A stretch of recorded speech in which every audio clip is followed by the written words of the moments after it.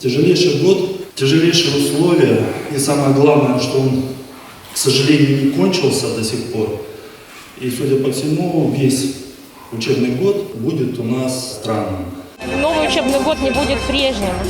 В рамках пережитого опыта, в рамках получения опыта по дистанционному образованию все переживают, педагоги, очень сильно, все волнуются. Но мы надеемся на лучшее и думаем, что нам не придется возвращаться к дистанционному учению все-таки, хотя во многом это огромный положительный опыт и огромный прорыв как для педагогических работников, так и для детей в рамках освоения новых технологий.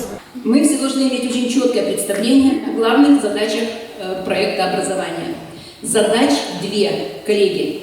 И первая из них – обеспечение глобальной конкурентоспособности российского образования и вхождение Российской Федерации в число 10 ведущих стран мира по общему образованию. И вторая задача – воспитание гармонично развитой и социально ответственной личности на основе духовно-нравственных ценностей народов Российской Федерации, исторических и национальных культурных традиций. Национальный проект предполагает реализацию 4 направлений развития системы образования: обновление его содержания, создание необходимой современной инфраструктуры, повышение квалификации, переподготовка кадров, создание наиболее эффективных механизмов управления этой сферой.